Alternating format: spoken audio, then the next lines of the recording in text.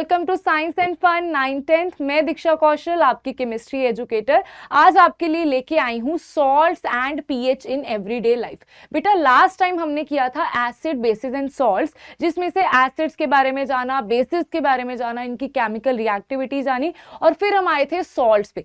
Acid and base को combine करके neutralisation reaction होता है, उसके बाद सॉल्ट एंड वाटर बनता है।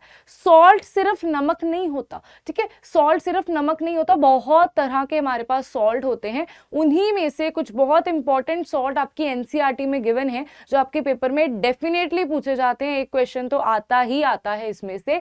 नेक्स्ट टॉपिक है pH in everyday life. PH का हमारी आम जिंदगी में क्या लेना देना है, कैसे हम इसे क्या वैल्यू है इसकी हमारी आम जिंदगी में, वो हम आज के लेक्चर में देखने वाले हैं। और ये लेक्चर बहुत ही ज्यादा इंपॉर्टेंट होने वाला है according to your exam point of view.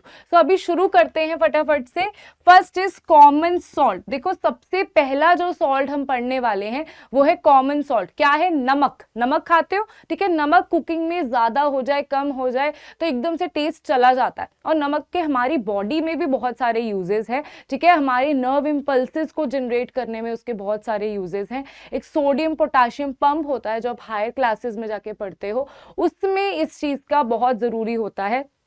एक बैलेंस होना चाहिए सोडियम का हमारी बॉडी में, राइट। सो अभी देखते हैं सोडियम क्लोराइड, जिसे हम कॉमन सॉल्ट बोलते हैं, इसकी प्रिपरेशन क्या है, ये होता क्या है, सबसे पहले देखते हैं। The chemical name of common salt is sodium chloride.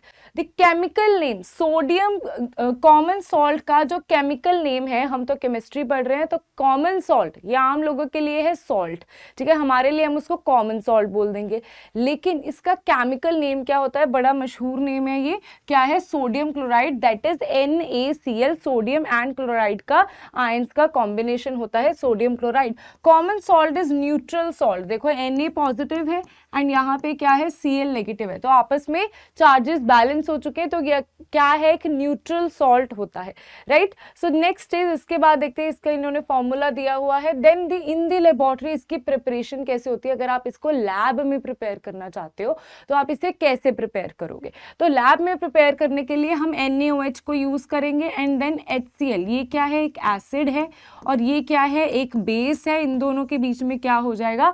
Neutralisation reaction हो जाएगा, हमारे पास एक सॉल्ट बन जाएगा एंड साथ में क्या बन जाएगा? वाटर बन जाएगा। बहुत ही ज्यादा फेमस रिएक्शन है ये neutralisation reaction. Acid plus base give rise to salt plus water. लेकिन बेटा इतना ज्यादा नमक हमें चाहिए होता है, तो क्या हम लैब में ही इसे प्रिपेयर करते हैं? नहीं, हम इसे लैब में प्रिपेयर नहीं करते। हमारे कॉमन यूज के लिए ये एक्चुअल में हमें प्रोवाइडेड होता है, ठीक है। एनवायरनमेंट से हमें ये प्रोवाइडेड होता है, बस उसको रिफ्रेश करना पड़ता है, उसको अपने प्योरीफाई करना पड़ता है ताकि हम उसे खा सके, हम उसे यूज कर सके। तो अभी देखते हैं हमारी आम जिंदगी में हम कैसे नमक जो हम खाते हैं, टाटा नमक, देश का नमक, ये कहाँ से आता है, कौन कौन से तरीके होते हैं जहाँ से ये प्रिपेयर किया जाता है। So first thing is common salt from sea water. Sea water, देखो पानी जो है, जो सी का पानी है वो नमकीन होता है, ठीक है, उसमें नमक ऑलरेडी होता है डिजॉल्व। तो अगर मैं एक काम करूं, ये सी वाटर है, ठीक है, सी वाटर के ऊपर इवेपोरेशन कर दूं। क्या कर दूं? इवेपोरेशन कर दूं। इवेपोरेशन एंड बॉइलिंग में क्या फर्क होता है? अगर आपको कोई पूछे व्हाट इज वेपराइजेशन, वेपराइजेशन दोनों में एक ही चीज हो रही है, दोनों में liquid is getting converted into gas. Liquid दोनों में ही गैस में कन्वर्ट हो रहा है, वेपराइजेशन में भी, इवेपोरेशन में भी। तो डिफरेंस क्या होता है? यहाँ पे बॉइलिंग पॉइंट रीच करता है, बॉइलिंग पॉइंट आएगा, पानी उबलेगा, ठीक है। जैसे आपने पानी रखा स्टोव पे, तो वहां पे क्या होगा? पानी उबलना शुरू कर देगा, उसके बाद वो वेपराइज होगा। लेकिन अगर आप इवेपोरेशन की बात करते हो, हम उसको बहुत ज्यादा हीट नहीं देते, वो सनलाइट की हीट से ही क्या होता है? इवेपोरेट हो जाता है। मतलब वो बॉइलिंग पॉइंट तक रीच नहीं करता, वो उबलना नहीं शुरू करता, ठीक है, उबलना नहीं शुरू करता। अगर आप अपने कपड़े धोते हो, कपड़े आपने डाले, ठीक है, तो आप सनलाइट है वहां पे, राइट, सनलाइट के साथ क्या होगा? अपने कपड़े सूख जाएंगे। तो ये क्या है? इवेपोरेशन है। यहाँ पे भी लिक्विड टू गैस ही कन्वर्ट हो रहा है, लेकिन यहाँ पे क्या हो रहा है? बॉइलिंग पॉइंट, ऐसा तो नहीं है कपड़ा आपका एकदम से क्लोथ उबलना शुरू हो गया, एकदम से गर्म तप गया क्लोथ और उसका हाथ भी नहीं लगा सकते, हाथ लगाओ तो जल जाओगे, ऐसा तो नहीं होता। ठीक है, जो कपड़ा सूख रहा है वो तो बिल्कुल नॉर्मल सी स्टेट पे होता है, इतनी ज्यादा हीट नहीं होती। तो ये क्या है, इवेपोरेशन है, जब बॉइलिंग पॉइंट पे रीच नहीं करता। ओके, सो नेक्स्ट देखते हैं इसके बाद, यही चीज को भी देखते हैं। यहाँ पे इवेपोरेशन लिखना है आपने, वेपराइजेशन नहीं लिखना। यहाँ पे क्या होगा, सन की जो धूप है, ठीक है, सन की धूप की वजह से जो पानी है वो इवेपोरेट हो जाएगा, पीछे क्या बच जाएगा, सोडियम क्लोराइड बच जाएगा, और इसी तरीके से इसके डिपॉजिट्स इकट्ठे हो जाते हैं और उसको वो बाद में ले आते हैं, उसको प्योरीफाई कर लेते हैं। सो अभी देखते हैं, by the process of evaporation sea water is trapped in large shallow pools and allowed to stand still there. उसको स्टैंड वहीं पे खड़ा रहे और उसके बाद क्या हो, सनलाइट आए, सनलाइट से पानी इवेपोरेट हो जाए, पीछे क्या रह जाए, सोडियम क्लोराइड रह जाए, सॉल्ट रह जाए। ओके, सो नेक्स्ट देखते हैं, इसके बाद आता है common salt from underground deposits. वहां पे सी वाटर से हमने कॉमन सॉल्ट को निकाला, यहाँ पे क्या होगा, वो कहता है रॉक सॉल्ट जो है, crystals, the large crystals of common salt found in underground deposits, जो रॉक्स के बीच में बहुत सदियों पहले कहीं क्या हुई, इवेपोरेशन हुई और नमक जो है रॉक की फॉर्म में वहां पे डिपॉजिट हो गया, उस चीज को अभी हमने निकालना है, बिल्कुल उसी तरीके से जैसे हम मिनरल्स में से निकालते हैं मेटल्स को, उसी सेम तरीके से हमने कॉमन सॉल्ट को निकालना है बाय सो मेनी प्रोसेसेस, उसकी इंप्योरिटीज को रिमूव करना है, क्योंकि अभी इतने सालों पहले इवेपोरेट हुई चीज रॉक में कन्वर्ट हो चुकी है, तो उसमें इंप्योरिटीज बहुत ज्यादा आ जाएंगी, तो उसको निकालना पड़ेगा। Rock salt is usually brown होता है, क्यों, इंप्योरिटीज बहुत ज्यादा हो जाती है, इंप्योरिटीज की वजह से। Rock salt is mind from underground deposit, mining की जाती है इसके अंडरग्राउंड डिपॉजिट से, बिल्कुल वैसे ही जैसे कोल की माइनिंग करी जाती है। Rock salt which is dig out today from earth was formed in ancient seas, ancient पुराने सीज जब ड्राई अप हो गए थे, इवेपोरेट हो गए थे, तब का ये हुआ है। ठीक है, दो तरीके हैं, एक तो हमने आज का जो सी वाटर है वो अभी इवेपोरेट हुआ, अभी हमने डिपॉजिट करा और निकाल लिया, इंप्योरिटीज कम होंगी। एक होगा एंशिएंट टाइम पे जो सी इवेपोरेट हुआ, उसके बाद वो रॉक में कन्वर्ट हो गया कॉमन सॉल्ट, एंड उसके बाद बहुत सारी इंप्योरिटीज आ गई, तब हमने उसको निकाला, बिल्कुल वैसे ही जैसे कोल की माइनिंग की जाती है। ओके, सो नेक्स्ट देखते हैं इसके बाद यूजेस ऑफ कॉमन सॉल्ट। बेटा यूजेस क्या होते हैं कॉमन सॉल्ट के? Common salt is the raw material for making, ये बहुत सारी चीजों का एज अ रॉ मटेरियल, मतलब शुरू में रिएक्टेंट की तरह काम करता है। ठीक है, उसके बाद हम इससे क्या कुछ बना सकते हैं, हम सोडियम हाइड्रोक्साइड कॉस्टिक सोडा, इसे डिटेल में पढ़ेंगे। देन हम सोडियम कार्बोनेट वॉशिंग सोडा बना सकते हैं, सोडियम हाइड्रोजन कार्बोनेट बना सकते हैं। ये सारे जो सॉल्ट्स हैं ये हमने पढ़ने हैं इन डिटेल, इनके यूजेस भी पढ़ेंगे। हाइड्रोक्लोरिक एसिड पढ़ा सकते हैं, hydrogen, chlorine gas, sodium metal, तो ये सारी चीजें जो है हम बना सकते हैं किससे, सोडियम क्लोराइड से। ओके, सो नेक्स्ट देखते हैं, as a raw material use होता है इनमें। नेक्स्ट है common salt is use in cooking, और इसके क्या कुछ यूजेस होते हैं। कॉमन सॉल्ट कुकिंग के लिए यूज किया जाता है, खाना बनाने में यूज होता है। नमक ना हो तो क्या कुछ स्वाद आता है कुकिंग का? बिल्कुल भी नहीं। थोड़े से हमारे तो नखरे ऐसे, तो मम्मी थोड़ा सा नमक ज्यादा हो गया, नमक कम हो गया, एकदम से नमक अगर बिल्कुल ही कम हो जाए टेस्ट ही नहीं आएगा, नमक बहुत ज्यादा हो जाता है कितना कड़वा कड़वा सा टेस्ट आता है। ठीक है, तो यहाँ पे कुकिंग के लिए तो बहुत ही ज्यादा जरूरी होता है, unless and until you are eating a dessert, so it is required by our body for the working in nervous system. हमारी बॉडी को चाहिए क्यों नमक? हमारे नर्व इंपल्सेस को जनरेट करने में, नर्व इंपल्सेस, ठीक है, इनके लिए हमें क्या चाहिए, सोडियम की जरूरत है। मूवमेंट ऑफ मसल्स, वही नर्व इंपल्सेस होंगे तो मूवमेंट ऑफ मसल्स में भी हेल्प करेगा।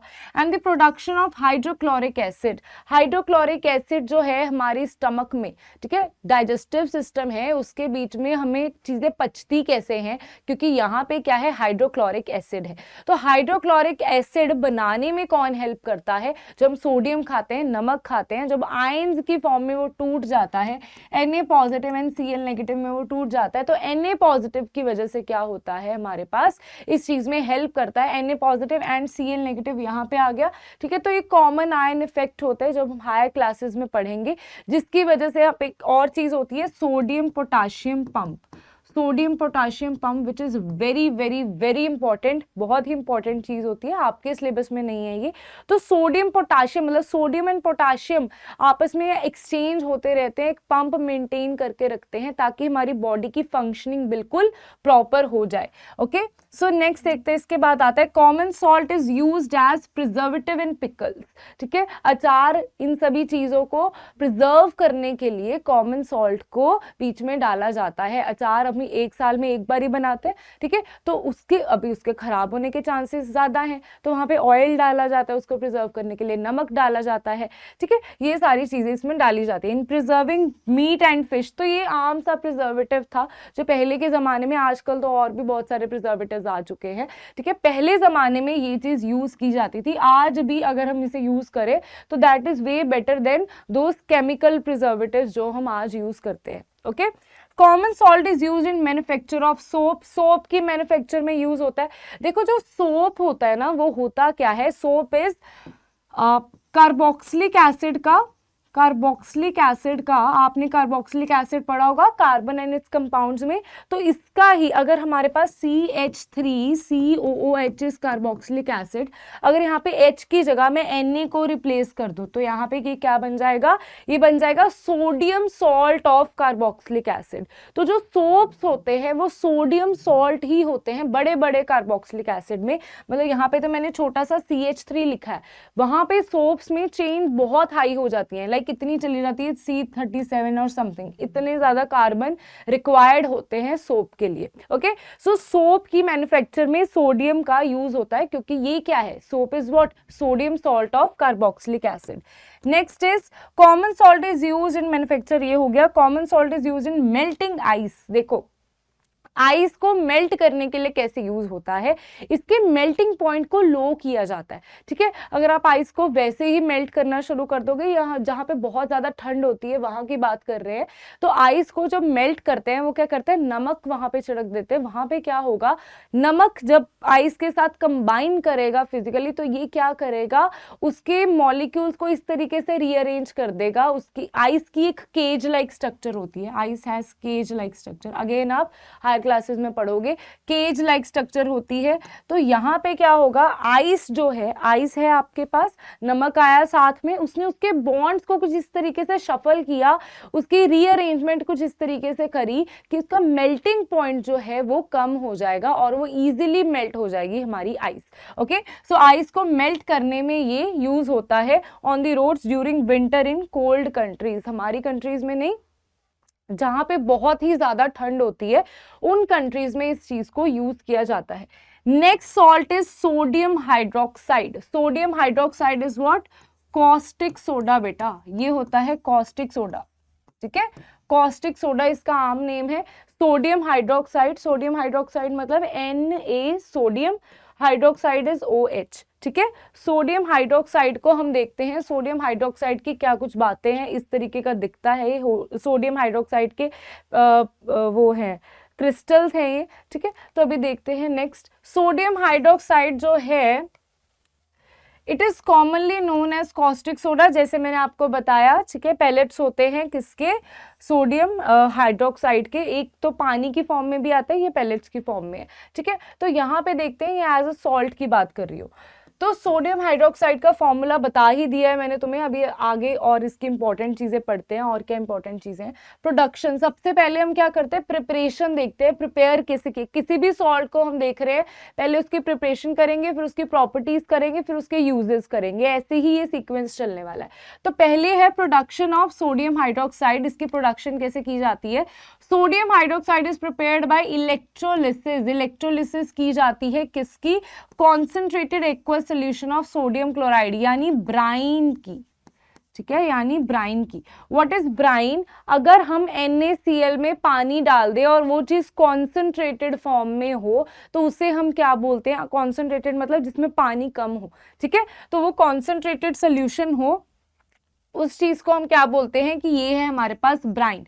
तो कहता है अगर आप ब्राइन की इलेक्ट्रोलिसिस करते हो तो वहां पे आपको कुछ, ये रहा Na, ये रहा NaCl, ये रहा दिस वाटर एंड इसको हम बोलते हैं ब्राइन। तो इसकी जब हमने करी इलेक्ट्रोलिसिस, क्या करी, इलेक्ट्रोलिसिस, इलेक्ट्रोलिसिस का पूरा प्रोसेस हम अभी देखेंगे। इलेक्ट्रोलिसिस करिए तो आपके पास NaOH Cl2 एंड H2 आ जाएगा, ठीक है। इसको हम कैसे देख सकते हैं, अगर हम इसको आयंस में तोड़ें, ये NaCl Na पॉजिटिव में टूट जाएगा और यहाँ पे Cl नेगेटिव में टूट जाएगा, H2 H पॉजिटिव में टूटेगा, OH नेगेटिव में टूटेगा, right. Na positive, Cl negative, H positive, OH negative. इस तरीके से पहले तो इसे आयंस में तोड़ देना है। उसके बाद क्या होगा, यहाँ पे ये वाला जो Na पॉजिटिव है ये OH के पास चला गया, ठीक है, इसने NaOH बना दिया जो हमारा कॉस्टिक सोडा रिक्वायर्ड था। देन H पॉजिटिव ने क्या किया, इलेक्ट्रॉन्स को गेन करके H2 गैस बना ली, एंड Cl नेगेटिव ने क्या किया, इलेक्ट्रॉन्स को लूज करके Cl2 गैस बना ली। ओके, तो इस तरीके से ये रिएक्शन होता है, ठीक है, ये होता है रिएक्शन इस तरीके से। अभी हम इसका डिटेल्ड प्रोसेस देखते हैं, इलेक्ट्रोलिसिस होती कैसे है, क्या हुआ था इलेक्ट्रोलिसिस में।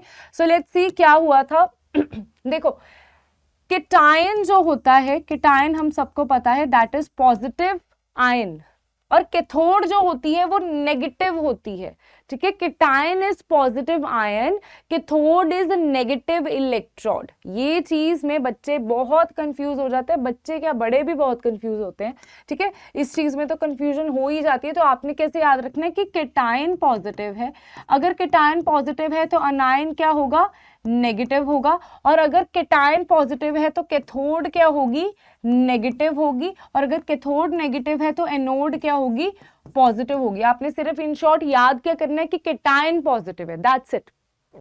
ओके, सो यहाँ पे देखते हैं, यहाँ पे ये तो मैंने आपको बता दिया, anode is positive, cathode is negative. तो कैथोड नेगेटिव हमें भी पता है, फिजिक्स में हमने पढ़ा है, जो बैटरी, जो अगर हम सेल का सिंबल बनाते हैं, जो लंबी वाली डंडी होती है वो क्या रिप्रेजेंट करती है, पॉजिटिव, छोटी वाली रिप्रेजेंट करती है नेगेटिव। ओके, सो यहाँ पे इस तरीके से इसका सिंबल हमने बना दिया सेल का या बैटरी का। यहाँ पे एनोड है, ये कैथोड है। इसको देखो, इलेक्ट्रोड तो नॉर्मली होती है, ठीक है, इलेक्ट्रोड तो कोई भी मेटल की इलेक्ट्रोड को आप रख दो, उसको हम मेटल की रॉड का रख दो ना, उसको हम क्या बोल देंगे, मेटल की रॉड है आपके पास, अगर यहाँ पे आपने बैटरी या सेल अटैच कर दिया फिर उसका नाम क्या बन जाता है कि ये इलेक्ट्रोड हो चुकी है। होती तो वो रॉड ही है, बट अगर उसको बैटरी के साथ कनेक्ट कर दिया जाए तो हम उसे इलेक्ट्रोड बोल देते हैं। ओके, तो यहाँ पे देखते हैं, ये रही हमारे पास दो इलेक्ट्रोड्स, ठीक है। इलेक्ट्रोड्स में बहुत सारी चीजें आप यूज कर सकते हो, कार्बन की इलेक्ट्रोड, प्लैटिनम की इलेक्ट्रोड, बहुत सारी इलेक्ट्रोड्स आप यूज कर सकते हो।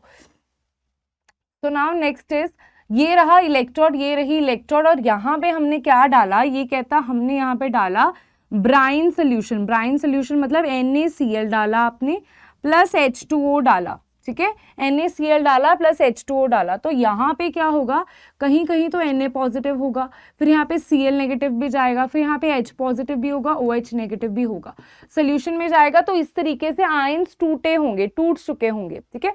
जब भी हम NaCl में हमने पानी डाला तो आयंस तो टूट ही चुके हैं, वैसे तो NaCl तो है भी आयनिक ही, तो यहाँ पे क्या होगा, आयंस में टूट जाएगा, हमें अनायंस एंड कैटायंस मिलेंगे। क्योंकि बेटा यहाँ पे देखो, यहाँ पे देखो, क्योंकि ये जो इलेक्ट्रोड है ये पॉजिटिव है, तो जो पॉजिटिव इलेक्ट्रोड है उसकी तरफ कौन खींचा चला जाएगा, नेगेटिव वाला खींचा चला जाएगा। तो यहाँ पे या तो Cl नेगेटिव खींचा जाएगा या तो OH नेगेटिव खींचा जाएगा। और हमारे पास जब हम इलेक्ट्रोलिसिस को डिटेल में पढ़ते हैं तो वहाँ पे प्रॉपर एक सीरीज होती है जिसमें हमें बताया जाता है कि कौन सी चीज जल्दी खींची चली जाएगी, रिएक्टिविटी सीरीज, कौन सी चीज जल्दी खींची चली जाएगी एनोड या कैथोड की तरफ। तो यहाँ पे उस सीरीज को देखते हुए हमें क्या पता लगता है कि OH नेगेटिव जो है वो अट्रैक्ट नहीं होगा एनोड की तरफ, बल्कि कौन अट्रैक्ट होगा, Cl नेगेटिव यहाँ पे अट्रैक्ट हो जाएगा, और यहाँ पे क्या बननी शुरू हो जाएगी, Cl2 गैस बननी शुरू हो जाएगी। ओके, तो इलेक्ट्रॉन्स का फ्लो तो कुछ इस तरीके से है, इलेक्ट्रॉन्स का फ्लो तो कुछ इस तरीके है। तो यहाँ पे बेटा हो क्या रहा है एक्चुअल में, ये रही तुम्हारे पास Cl नेगेटिव, ठीक है, this is Cl negative. Cl negative का क्या मतलब है, इसके पास एक्स्ट्रा इलेक्ट्रॉन्स है, तो ये इलेक्ट्रॉन्स को यहाँ पे लूज करेगी, ठीक है, इलेक्ट्रॉन्स को लूज करेगी और यहाँ पे Cl2 गैस बना देगी। ओके, इलेक्ट्रॉन्स को लूज करेगी, Cl2 गैस बना देगी। लाइक ये रहा, इसने इलेक्ट्रॉन लूज किया, यहाँ पे Cl बना दिया। अगेन दो Cl के एटम्स आपस में कंबाइन हो जाएंगे, यहाँ पे Cl2 गैस बन जाएगी। और यहाँ पे कैथोड की तरफ कौन अट्रैक्ट होगा? पॉजिटिव वाली चीज अट्रैक्ट होगी। तो पॉजिटिव वाली चीज में या तो Na पॉजिटिव अट्रैक्ट हो सकता है या H पॉजिटिव अट्रैक्ट हो सकता है। और उस सीरीज को देखते हुए हमें पता लगता है, एक्टिविटी सीरीज को देखते हुए, कि यहाँ पे H पॉजिटिव जो है वो अट्रैक्ट होगा। अभी भाई ये H पॉजिटिव है, ये पॉजिटिव बंदा, इसे क्या चाहिए? इसे तो इलेक्ट्रॉन्स चाहिए कि मुझे इलेक्ट्रॉन्स दे दो, और उसे इलेक्ट्रॉन्स यहाँ से मिल रहे हैं, इलेक्ट्रॉन्स तो यहाँ से आ ही रहे हैं ना, तो यहाँ से उसे इलेक्ट्रॉन्स मिल रहे हैं, तो ये इलेक्ट्रॉन को गेन कर लेगा और यहाँ पे क्या बना देगा? H। अगेन एक दूसरा एटम इलेक्ट्रॉन को गेन कर लेगा, बना देगा H। ओके, सो यहाँ पे क्या बन जाएगा? H2 गैस बन जाएगी। ओके, सो यहाँ पे Cl2 रिलीज हो जाएगी, यहाँ पे H2 रिलीज हो जाएगी। रीजन क्या होगा? ये आयंस में टूट गया, Cl इधर चला गया, एनोड की तरफ अट्रैक्ट हो गया, इलेक्ट्रॉन्स को लूज कर दिया, H पॉजिटिव ने इलेक्ट्रॉन्स को गेन कर लिया और यहाँ पे H2 गैस बना दी। पीछे कौन बचा? पीछे बचा Na positive and Cl negative, और ये आपस में क्या बना लेंगे? एक मिनट बेटा, एक मिनट। यहाँ पे आएगा ये Na पॉजिटिव बना दिया एंड यहाँ पे OH नेगेटिव बचा। Cl तो चला गया था ना, ये भी जा चुका है, ये भी जा चुका है, ये भी जा चुका है, ये भी जा चुका है। बचा पीछे कौन? Na पॉजिटिव OH नेगेटिव, और मिलके क्या बना देंगे? NaOH, जो कि हमारी रिक्वायरमेंट है, दैट इज कॉस्टिक सोडा। ठीक है, तो ये है इलेक्ट्रोलिसिस का एक process.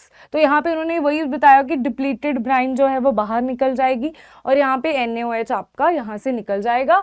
Cl negative, chlorine gas और हाइड्रोजन गैस जो है यहाँ से प्रोड्यूस हो जाएगी। तो यहाँ पे आपको पूछा क्या जा सकता है कि मुझे बताओ एनोड पे कौन सी गैस रिलीज होगी, तो आप क्या बोलोगे? एनोड पे क्लोरीन गैस रिलीज होगी। कैथोड पे कौन सी गैस रिलीज होगी? हाइड्रोजन गैस रिलीज होगी। बहुत ही ज्यादा इंपॉर्टेंट क्वेश्चन बनता है इस इलेक्ट्रोलिसिस से। ठीक है, नेक्स्ट देखते हैं इसके बाद। Chlorine gas is produced at anode, chlorine gas anode पे बनती है। Hydrogen gas is produced at cathode, hydrogen gas cathode पे बनती है। Sodium hydroxide is formed near cathode, cathode के पास सोडियम हाइड्रोक्साइड बन जाती है। The process of electrolysis of sodium chloride is called chlor alkali process. तो इसको ऐसे भी बोला जाता है, क्लोर एल्कली क्यों बोला जाता है? यहाँ पे एक तो यहाँ पे क्लोरीन गैस रिलीज होती है, इस वजह से एल्कली का मतलब NaOH भी बनता है, इस वजह से इसे क्या बोला जाता है? क्लोर एल्कली प्रोसेस। एल्कली मतलब बेस जो सॉल्यूबल है, तो यहाँ पे इसको एल्कली बोल दिया जाता है, क्लोर एल्कली प्रोसेस। बहुत ही ज्यादा इंपॉर्टेंट प्रोसेस है, इसे अच्छे से यहाँ पे एक बारी देख लो। ये है इसकी डायग्राम। हमने ब्राइन सोल्यूशन डाला, क्या कुछ बना? क्लोरीन कहाँ पे आई? लिबरेट हुई। हाइड्रोजन कहाँ पे लिबरेट हुए? हमारे पास कॉस्टिक सोडा साइड पे बन गया। ओके, सो नेक्स्ट देखते हैं इसके बाद क्या आता है। Next is bleaching powder. तो ब्लीचिंग पाउडर का नेक्स्ट देखते हैं। ब्लीचिंग पाउडर होता क्या है? देखो, ब्लीच करना, ब्लीच मतलब जैसे अगर आप अपने बालों को कलर भी करवा रहे हो तो सबसे पहले अपने बालों का नेचुरल जो कलर है वो खत्म कर देंगे, मतलब ब्लीच आउट कर देंगे, उसको एकदम से वैनिश कर देंगे आपके नेचुरल कलर को। ठीक है, हम फेस पे ब्लीचेस लगाते हैं, तो फेस पे ब्लीचेस क्यों लगाई जाती है? ताकि आपका जो टैनिंग वगैरह सारी रिमूव हो जाए, आपका जो कलर है थोड़ा सा एनहांस हो जाए। ठीक है, स्किन का कलर वैसे ऐसा कुछ नहीं होता, वो बहुत ही ज़्यादा डेंजरस केमिकल्स होते हैं। ब्लीचिंग चीज़ों को कभी भी फेस पे तो नहीं लगाना चाहिए। चलो बालों पे लगा लो, बट एक आधी बारी हमने लगाया और मैं तो पछता ही रही हूँ, तो नहीं लगाना चाहिए इन सब चीज़ों को। बहुत ही ज़्यादा हार्मफुल होते हैं, बहुत इनके गंदी कॉन्सिक्वेंसेस होते हैं आपकी बॉडी पे। देखो, जो केमिकल एक कपड़े के कलर को हटा रहा है, ठीक है, उसमें आप चाहे कुछ भी डालते रहो, at the end of the day वो आपके लिए हार्मफुल ही होने वाला है। तो आज हम इसके डिटेल में तो नहीं जाएंगे, ये सेशन कभी और करेंगे। अभी हम पढ़ते हैं ब्लीचिंग पाउडर होता क्या है। देखो, अगर आपके पास एक कपड़ा है, बड़ा सुंदर सा कलर है, उसको ब्लीचिंग पाउडर में डालो, आफ्टर सम टाइम 3-4 आवर्स वो टोटली वो कलर ही बिल्कुल गायब हो जाएगा, वो कपड़ा वाइट कलर का हो जाएगा। ठीक है, क्यों हो जाता है? क्योंकि उसको ब्लीच आउट कर देता है, उसके कलर को छीन लेता है। तो वो छीनता कैसे, ये कौन सी चीज होती है, ये सब चीजें हम पढ़ने वाले हैं। देखो, ब्लीचिंग पाउडर होता क्या है? Is a calcium oxy chloride, ये क्या होता है, कैल्शियम ऑक्सीक्लोराइड CaOCl2, ये होता है इसका केमिकल फॉर्मूला। ये होता है calcium oxychloride, calcium oxygen and chloride का combination. It is called chloride of lime. इसे क्लोराइड ऑफ लाइम क्यों बोला जाता है? जैसे हमारे पास जो क्विक लाइम है, what is the formula of quick lime is CaO। तो अगर हम इसके बीच में क्लोरीन को ऐड कर दे तो हमारे पास क्या बन जाएगा, CaOCl2। इसलिए इसे क्या बोला जाता है, क्लोराइड किसका है, ये लाइम का है। लाइम कहां से आया, क्विक लाइम से आया। ओके, सो नेक्स्ट इसके बाद आता है preparation of bleaching powder. Bleaching powder की प्रिपरेशन कैसे होती है, how it is prepared, preparation देख लेते हैं। हमारे पास क्या है, CaOH ट्वाइस है, कैल्शियम हाइड्रोक्साइड है, plus Cl2 give rise to CaOCl2 plus water, ये चीजें हो जाती है। यहाँ पे हमने इसमें क्या ऐड करा, क्लोरीन को ऐड किया और इसके रीअरेंजमेंट से हमें क्या मिल गया, आपका ब्लीचिंग पाउडर मिल गया। क्या मिल गया आपके पास, ब्लीचिंग पाउडर मिल गया। ठीक है, तो यही चीज हमारी प्रिपरेशन में यूज होती है। सिंपल सी इसकी प्रिपरेशन है, आपने कैल्शियम हाइड्रोक्साइड डाला, क्लोरीन डाला और साथ में CaOCl2 प्लस वाटर रिलीज हो गया। ओके, तो यहाँ पे नेक्स्ट हम देखते हैं इसके बाद क्या आती है, प्रॉपर्टीज। प्रॉपर्टीज इसकी काफी बेहद इंपॉर्टेंट है। सो प्रॉपर्टीज क्या है, bleaching powder is a white powder, white colour का पाउडर होता है, which gives a strong smell of chlorine. ये बहुत ही ज्यादा स्ट्रॉन्ग स्मेल देता है। किस चीज की स्मेल देता है, क्लोरीन की स्मेल देता है, बहुत ही ज्यादा स्ट्रॉन्ग। तो इसमें जो ब्लीचिंग प्रॉपर्टीज भी होती है वो क्लोरीन की वजह से होती है। ठीक है, क्लोरीन एक्ट करता है, क्लोरीन उस चीज पे कोई भी कपड़ा या किसी भी चीज को आप ब्लीच कर रहे हो, वहां पे क्लोरीन एक्ट करेगा और वहां से उसका कलर को छीन लेगा, कलरलेस उसे कर देगा। ठीक है, तो यहाँ पे एक व्हाइट पाउडर है जिसमें क्लोरीन की बहुत ही ज्यादा स्ट्रॉन्ग स्मेल आती है। Bleaching powder reacts with dilute acids.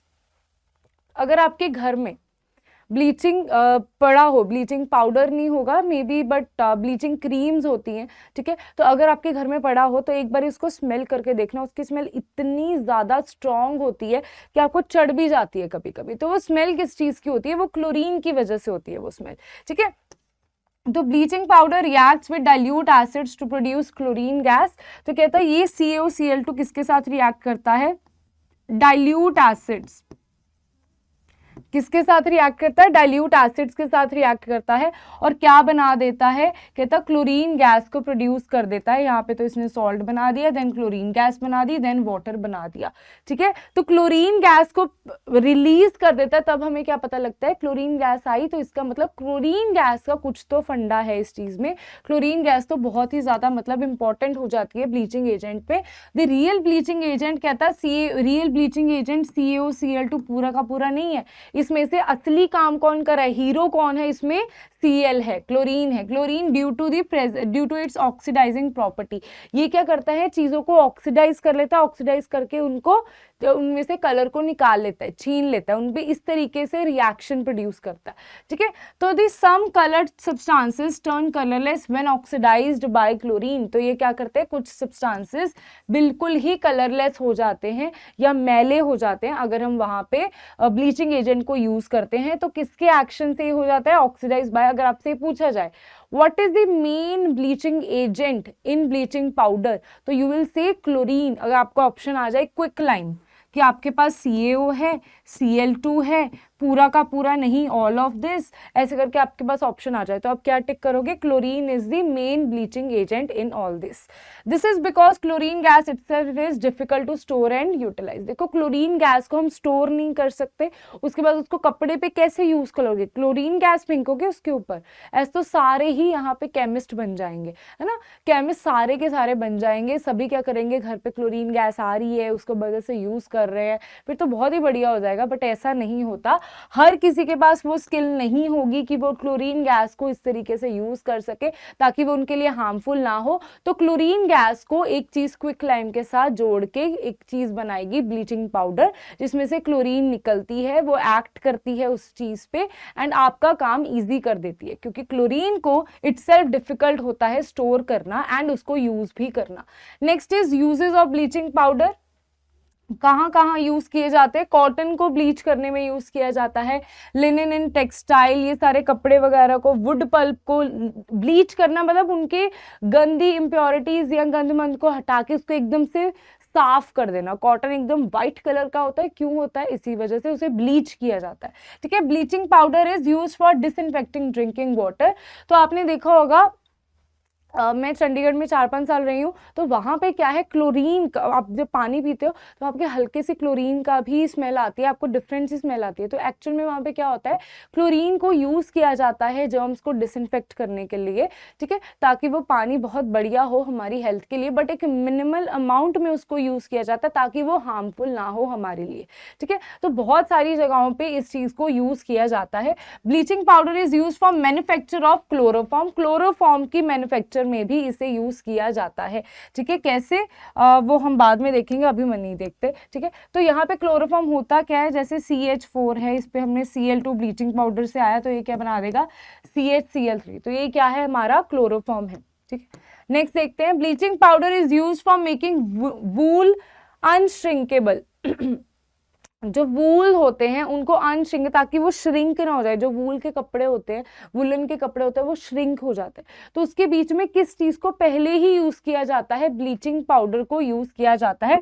Bleaching powder is use an oxidising agent in many chemical industries, बहुत सारी केमिकल इंडस्ट्रीज में बहुत सारे प्रोडक्ट्स बनते हैं यार, केमिकल इंडस्ट्रीज में तो बहुत सारा काम हो रहा होता है, वहां पे ऑक्सीडाइजिंग एजेंट्स की यूज होती है। तो ऑक्सीडाइजिंग एजेंट किसको यूज किया जा सकता है, ब्लीचिंग पाउडर को, क्योंकि इसमें से क्लोरीन आएगा, वो as an oxidising agent use करेगा। ऑक्सीडाइजिंग एजेंट क्या है, जो दूसरों को ऑक्सीडाइज कर दे, खुद रिड्यूस हो जाए। तो नेक्स्ट इज बेकिंग सोडा, बहुत ही ज्यादा इंपॉर्टेंट, बहुत ही बढ़िया ये टॉपिक होने वाला है। अब तो अभी तक तो आपने ना ऐसे थोड़ा सा बोरिंग से ही पढ़ा है, मेरे को इतना इंटरेस्टिंग नहीं लगा, लेकिन अब जो पढ़ने वाले हैं वो बहुत मजेदार है, क्योंकि आपकी डेली लाइफ के कुछ क्वेश्चंस का आंसर तो आपको मिल जाएगा। ठीक है, ब्लीचिंग पाउडर चलो हर बच्चा यूज नहीं करता, ठीक है, इस एज में तो नहीं करते होगे अपने बाल कलर वाला, बाकी अगर करते हो तो बहुत बढ़िया बात है, हम नहीं करते थे, आजकल के बच्चे तो एडवांस हो चुके हैं। ठीक है, तो हम नहीं थे, हम तो ऐसे से ही थे, हमें तो कुछ नहीं पता होता दुनिया के बारे में। ठीक है, तो यहाँ पे है बेकिंग पाउडर, तो baking soda, sorry baking soda जो है बेटा, यहाँ पे नाम से ही क्लियर हो रहा है, यहाँ पे बेकिंग का कुछ यूज है। चीजों को जब हम बेक करते हैं, जब हम केक बनाते हैं तो हम बेक करते हैं ना उस चीज को, तो बेकिंग में इसी वजह से इसका नाम बेकिंग सोडा पड़ा है। तो बेकिंग सोडा होता क्या है, कैसे ये यूज होता है बेकिंग पर्पस के लिए, क्यों हम केक को बेक करते हैं और केक एकदम से फ्लफी हो जाता है, बड़ा सुंदर सा निकल आता है, इन सबके पीछे रीजंस क्या है, रीजन इज बेकिंग सोडा, और क्यों ऐसा करता है। तो पहले हम बेकिंग सोडा के बारे में कुछ जानते हैं, बेकिंग सोडा है क्या। देखो बेकिंग सोडा क्या होता है, इसका chemical name is sodium hydrogen carbonate. Sodium means Na, soda word आया कहां से, सोडियम से आया। ठीक है, sodium means Na, hydrogen means H, hydrogen carbonate is bicarbonate, तो ये आ जाएगा ये चीज। ठीक है, तो ये दोनों एनायंस को, ये दोनों केटायन एंड आयंस को कंबाइन करके हमारे पास क्या फॉर्मूला बनता है, NaHCO3। तो ये क्या है आपके पास, sodium hydrogen carbonate, that is baking soda. Okay, so this is baking soda, ये रहा हमारा बेकिंग सोडा का फॉर्मूला। नेक्स्ट देखते हैं production of baking soda, produce कैसे किया जाता है, वेरी वेरी वेरी इंपॉर्टेंट, बहुत ही ज्यादा baking soda and washing soda are very important. ठीक है, तो यहाँ पे इसको कैसे यूज किया जाता है, brine is reacted with ammonia and carbon dioxide. Brine मैंने क्या आपको बताया था, NaCl एंड वाटर को रिएक्ट किया जाता है with ammonia and carbon dioxide, मतलब आपके पास अमोनिएटेड ब्राइन सोल्यूशन है, आपके पास क्या है, मैंने आपको ब्राइन का क्या बताया, brine is NaCl plus water. ठीक है, ये तो है आपका ब्राइन। तो अगर अमोनिएटेड ब्राइन सोल्यूशन बोलना हो तो यहाँ पे इसके बीच में हम अमोनिया डाल देंगे, फिर इसके बीच में हम कार्बन डाइऑक्साइड को पास करेंगे, कार्बन डाइऑक्साइड मतलब CO2 को पास करेंगे, तो हमारे पास क्या बनता है, बेकिंग सोडा बन जाएगा। ओके, सो इस प्रोसेस को यहाँ पे देखते हैं, इस चीज को देखो। ठीक है, ये NaClH2 क्या है, ब्राइन है, अमोनिएटेड ब्राइन सोल्यूशन है, उसमें कार्बन डाइऑक्साइड को पास किया, आपके पास क्या बन गया, baking soda plus ammonium chloride, क्या बन गया, baking soda plus ammonium chloride आपके पास बन जाता है। सो नेक्स्ट देखते हैं इसके बाद बेटा, ये बहुत ही ज्यादा इंपॉर्टेंट चीज है, तो इसको ध्यान से देख लेना, इसकी प्रिपरेशन आगे भी यूज होगी, आगे भी हम इस रिएक्शन को पढ़ने वाले हैं। ठीक है, तो ये रिएक्शन काफी ज्यादा इंपॉर्टेंट हो जाता है आपके लिए एग्जाम पॉइंट ऑफ प्रोफ्यूसिव। Next is properties of baking soda. देखो प्रॉपर्टीज क्या है बेकिंग सोडा की, इट इज स्पेरिंगली सॉल्युबल, मतलब इतना ज्यादा सॉल्युबल नहीं होता पानी के बीच में। Next is non corrosive base, इतना ज्यादा मतलब बेस है, इट इज़ अ बेस, लेकिन ऑब्वियसली अगर हम इसे खाने में यूज़ कर रहे हैं तो इतना कोई डेंजरस तो नहीं होता हमारे लिए, ठीक है, नॉन करोसिव होता है। The solution of sodium hydroxide in water is mildly alkaline, इतना ज़्यादा एल्कलाइन नहीं होता, माइल्डली मतलब ठीक ठाक एल्कलाइन होता है। जब हम इसको हीट करते हैं, ठीक है, कहता है जब, ये वाला रिएक्शन भी काफ़ी इंपॉर्टेंट है, इसको हम फर्दर यूज़ करेंगे, ठीक है। तो जब हम इसकी थर्मल डीकम्पोजिशन करते हैं, ये हो क्या रहा है, डीकम्पोजिशन रिएक्शन है, एक रिएक्टेंट है बहुत सारे प्रोडक्ट्स में टूट रहा है, डीकम्पोजिशन रिएक्शन है, थर्मली डीकम्पोजिशन रिएक्शन मतलब हीट करके हो रहा है। तो यहाँ पे बनता क्या है, Na2CO3 plus carbon dioxide plus water. जब भी आप बेकिंग सोडा को हीट कर देते हो आपके पास ये चीज बन जाती है, इसको हम बोलते हैं सोडा ऐश, इसको हम बोलते हैं सोडा ऐश। डरो मत, ये सेम रिएक्शंस वॉशिंग सोडा में रिपीट होने वाले हैं, सेम रिएक्शंस होने वाले हैं, तो आपको डरने की जरूरत नहीं है। रिएक्शंस कम है, दिखने में डरावने लग रहे हैं नहीं इतने, ठीक है, जब रिपीटेशन में यूज होंगे तो आपको पता लग जाएगा। तो ये रहा आपके पास बेकिंग सोडा, इसको जब थर्मल डिकम्पोजिशन करते हैं हमारे पास Na2CO3 बन जाता है, साथ में carbon dioxide and water release हो जाता है, ठीक है। Na2CO3 को क्या बोलते हैं, सोडा ऐश बोलते हैं, ओके। सो बेटा यहाँ पे नेक्स्ट आता है uses of baking soda which are very very important. Uses क्या है बेकिंग सोडा के, बेकिंग सोडा के यूजेस देखो, सबसे पहले तो आता है ये एज ए एंटासिड यूज होता है। मैंने आपको बिल्कुल स्टार्ट में बताया था हमारी बॉडी में खाना कैसे डाइजेस्ट होता है, हमारी बॉडी में HCl एसिड होता है, ठीक है। तो HCl एसिड जो है अगर उसका अमाउंट थोड़ा भी कम ज्यादा हो जाए, देखो HCl एसिड को बचा, हमारी पेट की लाइनिंग होती है जो हमारी स्किन को, हमारी लाइनिंग को, अंदर की ऑर्गन जो है उसको प्रोटेक्ट करती है उस एसिड से। तो अगर एसिड थोड़ा सा भी कम ज्यादा हो जाता है, बहुत ज्यादा एसिडिटी बननी शुरू हो जाती है तो अल्सर्स भी हो जाते हैं, ठीक है। अगर थोड़ी बहुत एक आधे दिन आपने बहुत ज्यादा खराब खा लिया, जंक फूड खा लिया और आपकी एसिडिटी बन गई, अभी क्या करोगे आप, एंटासिड लोगे, ठीक है, जेलोसिल लोगे, ठीक है, या कोई एंटासिड वाली गोली लोगे। अभी वहां पे क्या होगा, उस चीज में ऐसा क्या प्रेजेंट होता है कि आप एंटासिड को लेते हो और आपकी तबीयत ठीक हो जाती है, आपको ये जो जलन सी फील हो रही होती है एसिड ज्यादा होने की वजह से, वो ठीक हो जाता है इन सभी मेडिसिन की वजह से। मेडिसिन एंटासिड्स, ठीक है, एंटासिड्स मतलब anti of acids, anti of acid कौन होगा, बेस होगा। तो ये क्या है, बेकिंग सोडा एक बेस ही तो है, तो बेकिंग सोडा को भी एंटासिड की तरह यूज किया जाता है। ये मैंने एसिड बेसिस एंड सॉल्ट्स में भी आपको पढ़ाया था। मिल्क ऑफ मैग्नीशिया को भी यूज किया जाता है एज एन एंटासिड, ठीक है, उसके इफेक्ट को किल करने के लिए। Next is baking soda is use in making baking powder. Baking powder, baking powder बेटा क्या होता है, बेकिंग पाउडर होता है, देखो baking soda and baking powder are not the same. Baking soda क्या है, अगर हम बेकिंग सोडा के बीच में, एक मिनट रुको, देखो बेकिंग पाउडर क्या होता है, अगर हम बेकिंग सोडा के बीच में कोई एसिड, कोई एडिबल एसिड मतलब जो खाने लायक हो, जैसे यहाँ पे ऐड किया जाता है टार्ट्रिक एसिड, ठीक है, टार्ट्रिक एसिड को ऐड किया जाता है तो हमारे पास, जैसे इमली के बीच में जो एसिड होता है उसी की बात कर रही हूँ, बेकिंग सोडा के बीच में टार्ट्रिक एसिड को ऐड किया जाता है, फिर हमारे पास क्या बनता है, बेकिंग पाउडर बनता है। और उसी बेकिंग पाउडर को बेकिंग पर्पसेस के लिए यूज किया जाता है, जिसकी वजह से वो जो ब्रेड है, केक है, वो फ्लफी नजर आते हैं हमें। अभी हम देखते हैं क्यों ऐसा होता है कि वो चीजें हमें फ्लफी नजर आती हैं, ओके। सो बेटा देखो, पहले हमने क्या चीज देखी है कि बेकिंग सोडा का यूज क्या है, डाइजेशन में है। सेकंड यूज है, इसको बेकिंग पाउडर को बनाने में यूज किया जाता है। बेकिंग पाउडर क्या होता है, जब बेकिंग सोडा के बीच में कोई एडिबल एसिड हम मिक्स कर देते हैं, एडिबल एसिड जैसे टार्ट्रिक एसिड है, ठीक है, टार्ट्रिक एसिड है, उसकी तरह से एडिबल एसिड होते हैं जिसको हम खा सकते हैं। तो यहाँ पे हमारे पास क्या बन जाता है, sodium salt of acid plus carbon dioxide plus क्या बन जाता है, वाटर बन जाता है। तो बेटा sodium salt of acid plus carbon dioxide plus water, तो ये चीजों की वजह से क्या होता है, चीजें फ्लफी हो जाती है। इनमें क्या होता है ऐसा, देखो ये जो कार्बन डाइऑक्साइड है जिसको मैंने हाईलाइट किया है, इसी कार्बन डाइऑक्साइड की वजह से जो आपका केक है, वो बैटर है, एकदम से फ्लफी हो जाता है। आपने क्या किया, इतना सा बैटर रखा ओवन में, उसके बाद कुछ टाइम के बाद वो ऑलमोस्ट डबल हो जाता है। रीजन क्या है, इसके बीच में से इस रिएक्शन की वजह से, इस रिएक्शन, आपने बेकिंग पाउडर डाला हुआ है बीच में, बेकिंग पाउडर ऐसे रिएक्ट करेगा और कार्बन डाइऑक्साइड को रिलीज कर देगा। कार्बन डाइऑक्साइड रिलीज होगी तो गैस है वो बाहर आने की कोशिश करेगी। जब वो बाहर आने की कोशिश करती है तो क्या करती है, उस चीज को फ्लफी कर देती है, फ्लफीनेस दे देती है, इसलिए आपका जो केक है काफी स्पॉन्जी सा बन जाता है।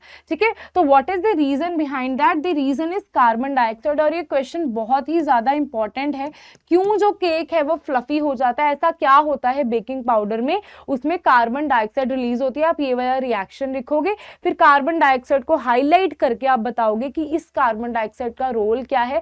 जब ये निकलती है तो ये क्या करती है, उस चीज को, पोर्स को ओपन करके निकलती है और उसको फ्लफी बना देती है। ओके, सो ये चीज है हमारे पास। और इस चीज का नेक्स्ट हम यूज देखते हैं, if only baking soda is use. कहता अगर बाय चांस किसी को नहीं पता बेकिंग सोडा और बेकिंग पाउडर में डिफरेंस नहीं पता, तो उसने क्या किया, बेकिंग सोडा को यूज कर लिया, तो उसके क्या हार्मफुल इफेक्ट हो सकते हैं। देखो, मतलब अगर कहता बेकिंग सोडा ही आप यूज करो, बेकिंग पाउडर यूज ना करो, then sodium carbonate formed will give a bitter taste to the cake. तो क्या होगा, आपके पास सोडियम कार्बोनेट बन जाएगा। क्या बन जाएगा? सोडियम कार्बोनेट बन जाएगा। ये वाली चीज बन जाएगी जो केक को गंदा सा टेस्ट दे देगी, बिटर टेस्ट दे देगी। हमारा सारे के सारे केक का टेस्ट जो है वो खराब हो जाएगा। बट यहाँ पे बनता क्या है, सोडियम सॉल्ट ऑफ एसिड बनता है, जो इसका टेस्ट न्यूट्रलाइज होता है। ठीक है, कोई भी इसका टेस्ट नहीं होता, तो हमारे केक के टेस्ट को अफेक्ट नहीं करता है, इनफैक्ट एनहांस ही करता है। Tartaric acid present in it can react with many sodium carbonate formed. तो टार्ट्रिक एसिड क्या होता है, सोडियम कार्बोनेट के साथ क्या करता है, रिएक्ट कर जाता है टार्ट्रिक एसिड, और उसके बाद क्या बनता है, उसको न्यूट्रलाइज कर देगा। And sodium tartrate salt formed by neutralise has pleasant taste. तो हमारे पास बनता क्या है, टार्ट्रिक एसिड डाला क्यों है, ताकि जो बेकिंग सोडा से सोडियम कार्बोनेट बनता है, वो सोडियम कार्बोनेट हमारे केक के टेस्ट को खराब ना कर दे। इसकी वजह से इसका जो टेस्ट है उसको न्यूट्रलाइज करता है टार्ट्रिक एसिड। ठीक है, कैसे, सोडियम टार्ट्रेट सॉल्ट बनाकर। ओके, सो नेक्स्ट देखते हैं, इसके बाद बेहद इंपॉर्टेंट इसकी ये क्या है, baking powder is dry. Next is, अगर बेकिंग पाउडर ड्राई हो, नाउ सी, आपके पास बेकिंग पाउडर जो है वो क्या, आपने बेकिंग पाउडर बना दिया, मतलब बेकिंग सोडा या टार्ट्रिक एसिड को मिक्स कर लिया, लेकिन उसमें अभी आपने पानी नहीं डाला। तो अगर आपने कभी बेकिंग करी होगी, उसमें हम डालते हैं देसी घी, पानी, सब कुछ डालते हैं। ठीक है, उसमें बैटर को बनाते टाइम। ठीक है, तो यहाँ पे अगर कहता वो ड्राई है तो कुछ नहीं होने वाला। अगर वो ड्राई है तो वो रिएक्ट नहीं करने वाला। The sodium hydrogen carbonate and tartaric acid present in it do not react with each other, they react only in presence of water. इनको पानी की जरूरत है अगर उन्होंने आपस में रिएक्ट करना है, अदरवाइज दे वॉन्ट रिएक्ट। ठीक है, otherwise baking soda and tartaric acid आपस में रिएक्ट नहीं करेगा। So next is uses of baking soda में नेक्स्ट काफी इंपॉर्टेंट आता है फायर एक्सटिंग्विशर। ठीक है, फायर बुझाने में कैसे काम आता है हमारा बेकिंग सोडा, इसे कैसे यूज किया जाता है। तो बेटा क्या होता है, बेकिंग सोडा में sodium hydrogen carbonate, baking soda is use in fire extinguisher. तो ये कैसे यूज किया जाता है, देखो यहाँ पे सुनो। तो यहाँ पे क्या है, हमारे पास बेकिंग सोडा है, बेकिंग सोडा के साथ हमने कोई एसिड रखा हुआ है इसके बीच में, जो एसिड है H2SO4। और इस रिएक्शन की वजह से जब भी बेकिंग सोडा एसिड के साथ रिएक्ट करेगा तो कार्बन डाइऑक्साइड तो फॉर्म होगी ही, और कार्बन डाइऑक्साइड बनने की वजह से क्या होगा, कार्बन डाइऑक्साइड जब यहाँ से बाहर निकलेगी तो ये ऑक्सीजन जो एयर में प्रेजेंट, कंबशन हो क्यों रही है, फायर हो क्यों रही है, क्योंकि ऑक्सीजन के साथ फैली जा रही है वो आग जो है। ठीक है, अगर कार्बन डाइऑक्साइड वहां पे आप फेंक दोगे, कार्बन डाइऑक्साइड रिलीज हो जाएगी तो वो ऑक्सीजन के पाथ के बीच में आ जाएगी। And main thing is, carbon dioxide जो होती है वो एंटी कंबशन होती है। वो क्या होती है, एंटी कंबशन होती है। वो कंबशन के रेट को खत्म कर देती है। ठीक है, ऑक्सीजन के पाथ को ब्लॉक कर देती है और खुद क्या करती है, कंबशन को कॉज नहीं करती। तो इस चीज में हम क्या यूज करते हैं, फायर एक्सटिंग्विशर्स में बेकिंग सोडा का यूज करते हैं। सो this is the thing. Okay, so next is plaster of Paris. काफी ज्यादा इंपॉर्टेंट। पहले तो इसके नाम से ही हमें पता लगता है कि भाई पेरिस से इसका क्या लेना देना है।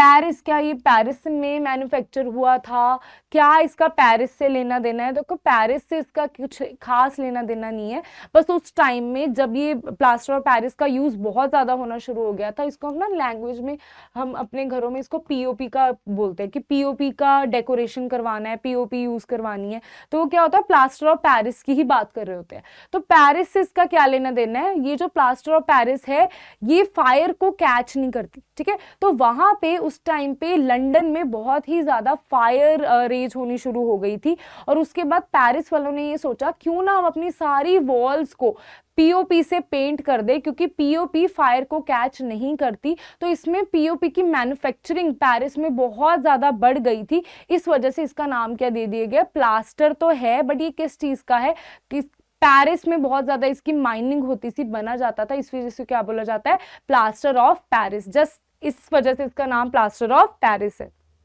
ओके, सो नेक्स्ट देखते हैं इसके बाद देखो ये चीज क्या है, यहाँ पे डेकोरेशन है। सो ये डेकोरेशन किस चीज की है, हमारी सीलिंग्स में। तो यहाँ पे आपने सीलिंग्स में इस तरह की डेकोरेशन बहुत देखी होगी। ये डेकोरेशन क्या बताती है कि ये क्या है, ये सारी मैंने डेकोरेशन पीओपी में क्यों लगाई हुई, ये प्लास्टर ऑफ पेरिस की ही क्या है, डेकोरेशन है, ठीक है। प्लास्टर ऑफ पेरिस जिस भी सांचे में उसको डालोगे उसी में ढल जाएगा, ठीक है। तो इसमें हम काफी ज्यादा एक्सपेरिमेंट्स भी करेंगे बाद में। Plaster of Paris is a white powder of calcium sulphate hemihydrate. Calcium is Ca2 positive, sulphate is SO4 negative. Hemihydrate, hemi का मतलब होता है हाफ, हेमी का मतलब होता है हाफ, दैट मीन्स आधा मॉलिक्यूल ऑफ वाटर, ठीक है। ये बात मैंने आपको पहले भी बताई थी काफी बार कि आधा मॉलिक्यूल ऑफ पानी का मतलब ये नहीं होता कि वहां पे पानी के मॉलिक्यूल को मैं तोड़ के वहां पे लगाया हुआ है। इसका एक्चुअल में मतलब क्या होता है, दिस मीन्स यहाँ पे जो इसका फॉर्मूला है ये हमारे पास ये बनता है, ठीक है। तो फॉर्मूला इसका ये बनता है, पर इस फॉर्मूले का ये मतलब नहीं है कि एक कैल्शियम सल्फेट के साथ आधा मॉलिक्यूल ऑफ पानी है। इसका मतलब है कि 2 मॉलिक्यूल ऑफ कैल्शियम सल्फेट के साथ 1 मॉलिक्यूल ऑफ वाटर है। एक मॉल, चाहे आप ये चीज लिख लो चाहे आप ये चीज लिख लो, one and the same thing, but आधा मॉलिक्यूल तोड़ के हम नहीं लगा सकते। वहां पे बस ऐसा होगा 2 मॉलिक्यूल्स किसके होंगे, कैल्शियम सल्फेट के होंगे, और बीच में एक किसका होगा, पानी का होगा। वो पानी का मॉलिक्यूल इस वाले कैल्शियम सल्फेट के साथ भी होगा, इस वाले कैल्शियम सल्फेट के साथ भी होगा, दोनों के साथ ही होगा, ठीक है। तो इसे हम बोलते हैं कि एक कैल्शियम सल्फेट को आधा पानी का मॉलिक्यूल चाहिए और 2 कैल्शियम सल्फेट को 1 पानी का मॉलिक्यूल चाहिए। ओके, सो नेक्स्ट देखते हैं, इसके बाद आता है plaster of Paris is prepared by heating gypsum. तो इसको बनाया कैसे जाता है, जिप्सम को हीट किया जाता है 100 डिग्री सेल्सियस पे। कितने पे, 100 डिग्री सेल्सियस पे जिप्सम को हीट किया जाता है, where it gets partially hydrated. हमें करना क्या है, देखो इस चीज में हमने सिर्फ ये पानी का मॉलिक्यूल को डिहाइड्रेट करना है, मतलब यहाँ पे calcium sulphate plus half H2O हमने बनाना है। तो हमने करना क्या है, इस चीज को डिहाइड्रेट करना है, तो हम इसको हीट कर देंगे किस पे, 100 डिग्री सेल्सियस पे।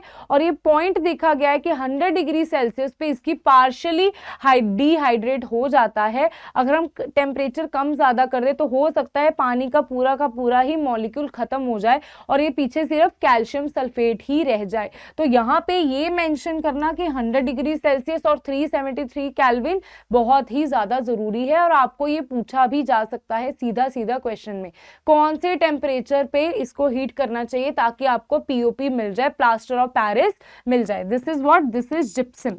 ये क्या है, जिप्सम है, और ये क्या है हमारे पास, प्लास्टर ऑफ पेरिस है। ओके, सो नेक्स्ट देखते हैं, इसके बाद आता है इफ हीटेड अबव। अगर कहता है इसको 100 डिग्री सेल्सियस से ज्यादा पे हीट कर दिया जाए तो सारा का सारा जो पानी है डिहाइड्रेट हो जाएगा, सारे के सारे मॉलिक्यूल खत्म हो जाएंगे पानी के, और हमारे पास क्या बन जाएगा, डेड बर्न्ट प्लास्टर बन जाएगा, जिसके साथ पानी का वाटर ऑफ क्रिस्टलाइजेशन नहीं होगा। This is dead burnt plaster.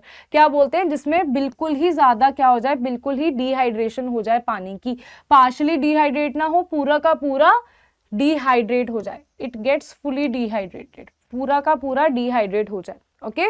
So next देखते हैं, इसके बाद आता है plaster of Paris turns hard mass. मैंने क्या बोला था, इसके यूजेस है किसकी वजह से, क्योंकि ये जिस भी सांचे में डालोगे, आपने कास्टिंग हैंड्स देखे होंगे, कास्टिंग हैंड्स आजकल काफी ज्यादा ट्रेंडिंग में है, ठीक है। वहां पे वो क्या करते हैं, अपने हाथ को बीच में डालते हैं और उसके बाद उनके हाथ का जो शेप होती है वो आकार आ जाता है। तो ये कौन सी चीज यूज करी जाती है, उसके बीच में प्लास्टर ऑफ पेरिस बाद में डाला जाता है। प्लास्टर ऑफ पेरिस की वजह से ही वो एकदम से हार्ड मास बन जाता है, ठीक है। तो इस चीज को आजकल कास्टिंग हैंड में काफी ज्यादा यूज किया जाता है। और हम देखते हैं plaster of Paris is hard mass. अगर कहता इसको आपने फिर से जिप्सम में कन्वर्ट करना है, तो आप क्या करो, जितना वाटर मॉलिक्यूल उसने लूज किया था उतना ही वाटर मॉलिक्यूल उसे दे दो और ये क्या बन जाएगा, जिप्सम बन जाएगा, ठीक है। तो बाद में क्या होता है, जब हम इसमें प्लास्टर ऑफ पेरिस में क्या डालते हैं, पानी डालते हैं, उतना ही वाटर मॉलिक्यूल वो गेन करके क्या बना देता है, जिप्सम बना देता है। बट इस टाइम पे जिप्सम क्या होता है, एक हार्ड मास में कन्वर्ट हुआ होता है, ठीक है। तो इसको फ्रैक्चर वगैरह में काफी ज्यादा यूज किया जाता है। अगर आपकी हड्डी आपकी ना ही टूटे भाई, किसी की ना हड्डी टूटे, अगर किसी की हड्डी टूट गई है, ठीक है, तो वहां पे क्या होगा, डॉक्टर्स फ्रैक्चर के लिए किस चीज को यूज करते हैं, प्लास्टर ऑफ पेरिस को यूज करते हैं, क्योंकि वो आपकी बोन्स को इंटैक्ट रखेगा फॉर सम टाइम, ठीक है, ताकि वो अपनी पोजीशन से हिले ना और धीरे धीरे आपकी जो बॉडी है अपनी पोजीशन को रीगेन कर लेगी। ओके, नेक्स्ट देखते हैं प्लास्टर ऑफ पेरिस के uses in making cast patterns of statue. जो मैंने आपको बताया, कास्टिंग हैंड आजकल की इसकी सबसे बढ़िया एग्जांपल है। यूज्ड एज सीमेंट की तरह यूज किया जाता है, ठीक है, सीमेंट की तरह घरों में इसको यूज किया जाता है। फॉर मेकिंग डेकोरेटिव मटेरियल्स बनाने में इसको यूज किया जाता है। फायर प्रूफिंग मटेरियल बताया था ना, फायर प्रूफिंग मटेरियल फायर को कैच नहीं करता, तो फायर प्रूफिंग मटेरियल बनाने के लिए यूज किया जाता है। Use in hospitals in case of bone fracture, bone fracture हो जाए तो वहां पे इसको यूज किया जाता है। Use in use to fill small gaps on walls and roofs. तो आपके घरों में जब कभी क्या हो जाता है, सलाब वगैरह आ जाती है, तो वहां पे पीओपी को यूज किया जाता है ताकि वो जो छोटे छोटे गैप्स है वो क्या हो जाए, फिल हो जाए, किससे, पीओपी से, because of its amazing property कि ये हार्ड मास में कन्वर्ट हो जाता है। सो वॉशिंग सोडा में होता क्या है, गंदगी साफ करने के लिए। अगर आपने बहुत ही गंदे तरीके से खाना खाया, सारे के सारे कपड़े खराब कर दिए, ठीक है, तो अभी आप सिर्फ और सिर्फ पानी के साथ उसको साफ करने की कोशिश करोगे। बहुत ही गंदे दाग है, वो सिर्फ पानी से नहीं जाएंगे, ठीक है, जो स्टेन्स है पानी से नहीं जाएंगे। तो अब क्या करेंगे, कोई ना कोई केमिकल की जरूरत पड़ेगी, तभी तो केमिस्ट्री बहुत इंपॉर्टेंट है।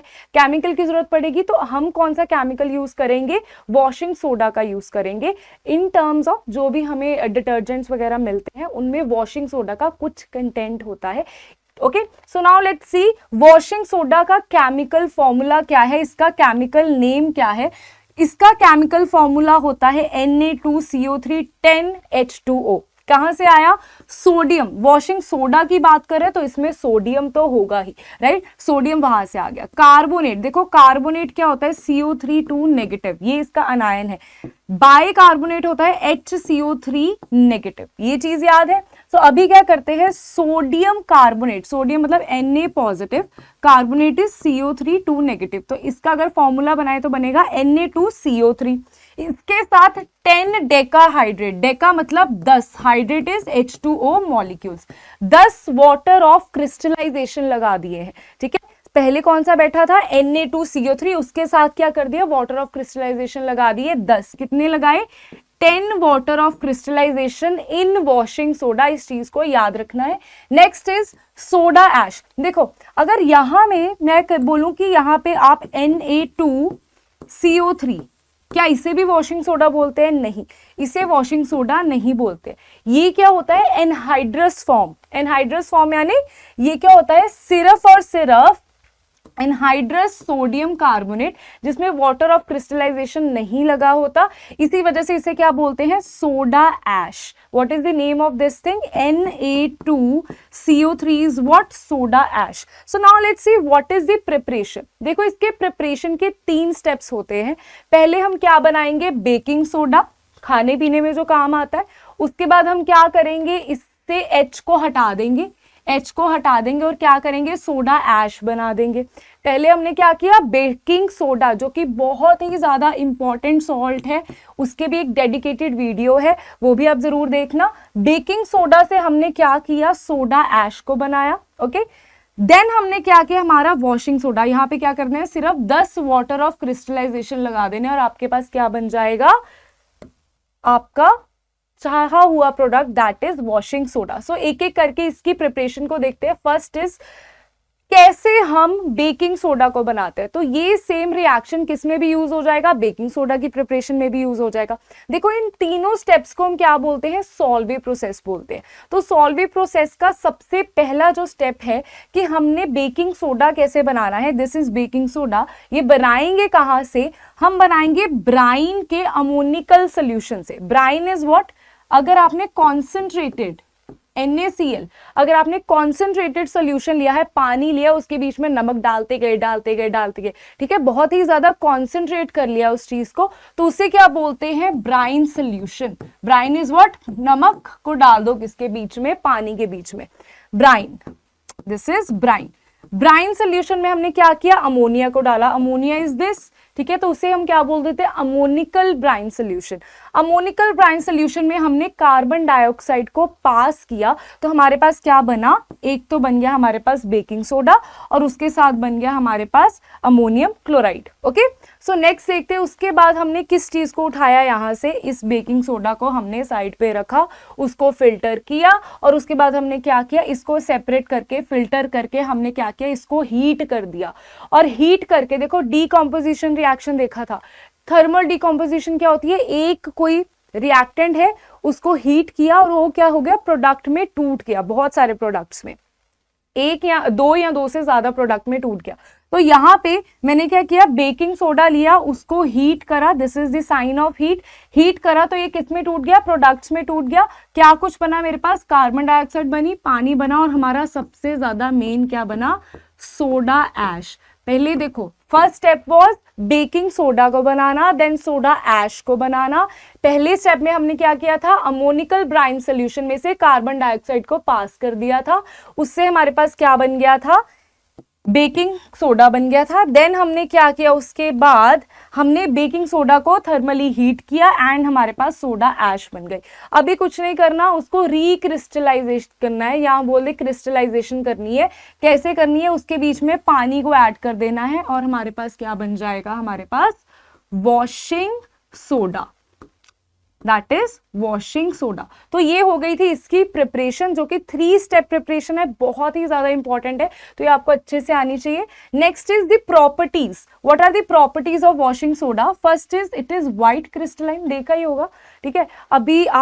अभी घर से जाके, घर पे आपके कपड़े वपड़े सबके घर में धुलते हैं, तो वहां पे देखना जो हमारा सर्फ है उसके बीच में उसका कलर क्या है, दैट इज व्हाइट, ठीक है, व्हाइट कलर का है, ठीक है, तो दैट इज व्हाइट क्रिस्टल। अभी तो वो फिर भी प्योर वॉशिंग सोडा नहीं है, उसमें और बहुत सारी चीजें मिक्स हैं, डिटर्जेंट्स मिक्स हैं, जो सोडियम सॉल्ट्स होते हैं, लॉरेट्स होते हैं, तो बहुत सारी चीजें मिक्स है उसमें, तो that is not a pure form of washing soda. Okay, washing soda जो प्योरली यूज होता है वो किस चीज के लिए यूज होता है, दैट इज यूज फॉर, हम नेक्स्ट देखते हैं, इसके बाद आएगा वो चीज। Washing soda is one of the few metal carbonates जो सॉल्यूबल होता है किसमें, पानी में, जो कि पानी में सॉल्व हो जाता है। आप वॉशिंग सोडा को लोगे तो वो क्या हो जाएगा, पूरा का पूरा घुल जाएगा बहुत अच्छे तरीके से पानी में। वन ऑफ द रेयरेस्ट, बहुत ही कम मेटल कार्बोनेट्स होते हैं जो सॉल्यूबल होते हैं किसमें, पानी में। Then it is alkaline. Alkaline मतलब ये क्या करता है, रेड लिटमस को ब्लू में कन्वर्ट कर देता है, ब्लू में चेंज कर देता है। आपने उसको घोला, काटा, घोला और लगाया और उसके बाद क्या किया, लिटमस पेपर को बीच में डिप करा, तो क्या हो जाएगा, रेड लिटमस पेपर ब्लू में कन्वर्ट हो जाएगा। Then there is efflorescence. Efflorescence क्या होती है, अगर हमने इसको हीट में एक्सपोज कर दिया, जैसे वॉशिंग सोडा ऐसे पड़ा रह गया, हमने उसको डिब्बे में बंद नहीं करा, बस साइड पे पड़ा हुआ है, तो ये क्या होगा, सिर्फ और सिर्फ 9 वाटर और कितने वाटर ऑफ क्रिस्टलाइजेशन को लूज करेगा, 9 वाटर ऑफ क्रिस्टलाइजेशन को लूज करेगा। और ये बहुत ही इंपॉर्टेंट क्वेश्चन है, अगर आप वॉशिंग सोडा को एयर के एक्सपोजर में रख दो, ठीक है, ऑक्सीजन के एक्सपोजर में रख दो, तो कितने वाटर ऑफ क्रिस्टलाइजेशन लूज करेगा? 9 वाटर ऑफ क्रिस्टलाइजेशन लूज करेगा। Next is heating.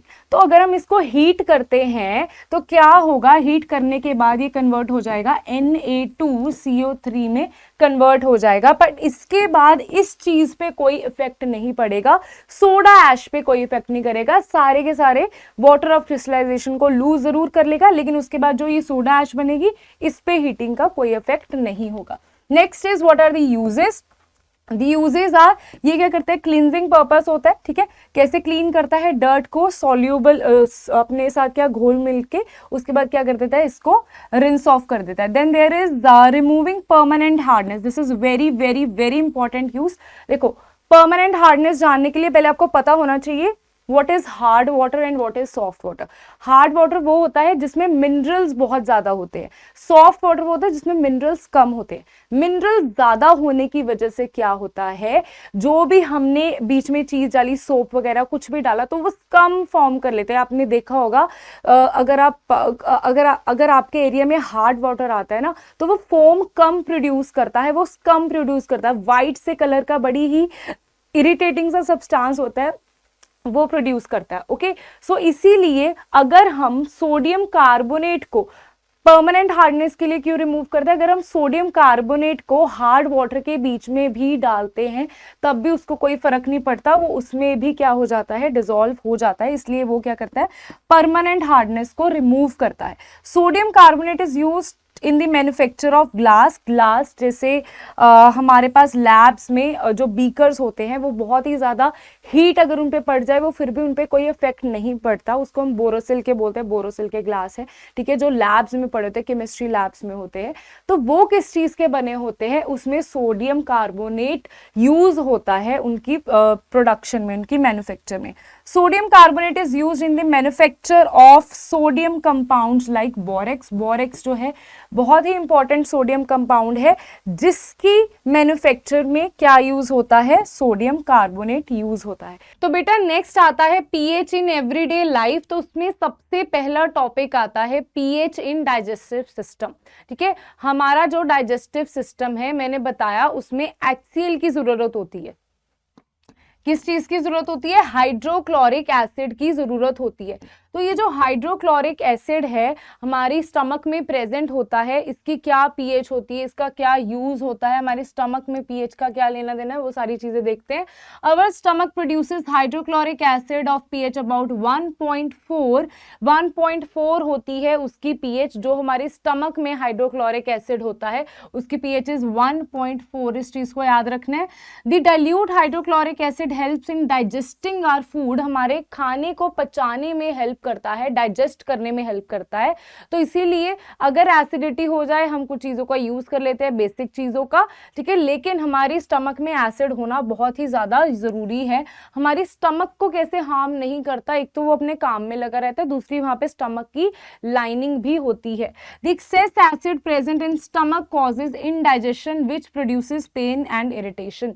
अगर एसिड बहुत ज्यादा आपने खा लिया, एसिड नहीं खाओगे, एसिड कहाँ से खाओगे यार? अगर आपने बहुत ही ज्यादा जंक फूड खा लिया, आपका एकदम से होता है ना गंदा गंदा सा स्पाइसी फूड बहुत ज्यादा खा लिया, तो एसिडिटी फील होनी शुरू हो जाती है, ऐसे खट्टे से डकार आने शुरू हो जाते हैं।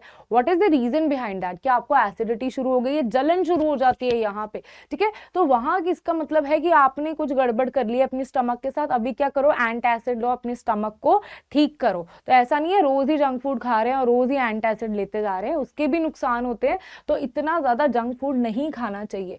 अगर खाओ भी, एक टिप देती हूँ, अगर खाओ भी जंक फूड तो उसके बाद गर्म पानी जरूर पी लो। उसके बाद नहीं, चलो 10-15 मिनट के बाद गर्म पानी पी लो, काफी हद तक आपकी जो बॉडी है उस चीज को, टॉक्सिन्स को रिलीज कर देगी गर्म पानी से, राइट। सो नेक्स्ट देखते हैं, antacids are a group of mild acids. Mild मतलब इतने ज्यादा बेसिस नहीं होते, ठीक है। एंटासिड जो होते हैं माइल्ड से बेस होते हैं, ठीक है, इतने ज्यादा स्ट्रॉन्ग बेस नहीं नहीं होते, मतलब हमारी बॉडी पे कोई इनका गलत इफेक्ट नहीं होता। एंटासिड का मतलब होता है एंटी ऑफ एसिड। कॉमन सबसे ज्यादा क्या है, magnesium hydroxide and baking soda, इसके बारे में हमने पढ़ लिया है। Next is pH change as a cause of tooth decay. देखो टूथ डिके, ठीक है, हमारी कैविटी लग जाना, चॉकलेट्स बहुत ज्यादा खाओ, ब्रश ना करो तो क्या होगा, कैविटी लग जाएगी। रीजन क्या है कि हमारी बॉडी में, हमारे टूथ में, हमारे मुंह में क्या होते हैं, बैक्टीरिया प्रेजेंट होते हैं। तो अगर हमने शुगर खा ली, ठीक है, शुगर तो कार्बोहाइड्रेट तो होगा ही, तो फर्दर किस चीज में वो स्प्लिट हो जाएगा, वो लैक्टिक एसिड में टूट जाएगा। किस चीज में टूट जाएगा, लैक्टिक एसिड में टूट जाएगा। जो आपने खाना खाया, आपने ब्रश नहीं किया, ब्रश नहीं करोगे तो क्या होगा, बैक्टीरिया उस पर एक्ट करेंगे, रिएक्शन तो होगा ही, एक्ट करेंगे तो उसके बाद उस कार्बोहाइड्रेट, उस ग्लूकोज के मॉलिक्यूल को लैक्टिक एसिड में वो कन्वर्ट कर देंगे, और यही लैक्टिक एसिड आपकी जो टीथ है उसको कोरोड करना शुरू कर देगा। वैसे तो टीथ ऐसे कोरोड नहीं होते, लेकिन कुछ पीएच लेवल पे वो कोरोड होना शुरू हो जाते हैं। So tooth decay starts when the pH of acid formed in the mouth. ये जो एसिड है इसकी पीएच बिलो 5.5 चली जाए, अगर ये बिलो, हमने उतनी जानी नहीं देनी, तो हम क्या करते हैं, टूथपेस्ट को यूज करते हैं जो बेसिक इन नेचर होता है। अगर हम उसको यूज कर लेंगे, ब्रश कर लेंगे, तो क्या होगा, बैक्टीरिया एक्ट ही नहीं करेंगे। अगर थोड़े बहुत बैक्टीरिया होंगे भी, थोड़ा बहुत खाना रह भी जाएगा, वैसे तो कोशिश करो ना रहे, ठीक है, रह भी जाएगा, फिर भी आपका जो मुंह है उसके अंदर पीएच लेवल जो होगा वो इतना ज्यादा कम नहीं होगा। अगर वो बिलो चला गया 5.5 से, तो आपका जो टूथ है, जो किसका बना होता है, कैल्शियम फॉस्फेट का, बहुत ही हार्ड सब्सटेंस होता है, ठीक है, बहुत ही ज्यादा हार्ड सब्सटेंस का बना हुआ है हमारा जो टूथ है, ठीक है, फिर भी ये कोरोड होना शुरू हो जाएगा अगर पीएच हमारी 5.5 से बिलो चली गई। तो इस चीज को हमने नहीं होने देना। इस वजह से रात को सोते हुए ब्रश जरूरी, लोग नहीं करते, यूजुअली नहीं करते, बट इसको करना जरूरी है। उसके पीछे रीजन ये है, रीजन आपको दिख चुका है, नहीं तो कैविटीज ही होती रहेंगी, डेंटिस्ट के पास ही जाते रहोगे, है ना। तो जितना बचा सकते हो उतना खुद को बचा लो, उतना बेटर है। तो बहुत दर्द होती है भाई डेंटिस्ट के पास जाके, ठीक है। अभी तो, पहले तो हमें पता नहीं था कि ये सारा बीच में फंडा है, अभी तो पता लग चुका है, तो अभी ब्रश करके सो जाया करो, ठीक है। तो soil pH and plant growth. तो सॉइल पीएच क्या होती है, most of the plants grow best when pH of the soil is close to 7। अगर पीएच जो है सॉइल की 7 के आसपास है तो बढ़िया खेती हो जाएगी, प्लांट्स बढ़िया ग्रो कर जाएंगे। अगर सॉइल थोड़ी सी भी इधर उधर हुई, एसिडिक हुई या बेसिक हुई, तो गड़बड़ हो जाएगी। The pH of acidic soil can reach as low as 4 भी हो सकती है, बेसिक की 8.3 भी हो सकती है। तो अगर जो सॉइल है वो एसिडिक की तरफ चली जाती है, if the soil is too acidic, मतलब 4 की तरफ पहुंच गई है वो, तो हम क्या करेंगे, उसमें slaked lime, that means CaOH twice, ये चीज डालेंगे, या चौक मतलब कैल्शियम कार्बोनेट CaCO3 डाल देंगे, या quick lime that is calcium oxide. ये तीनों क्या होते हैं, बेस होते हैं।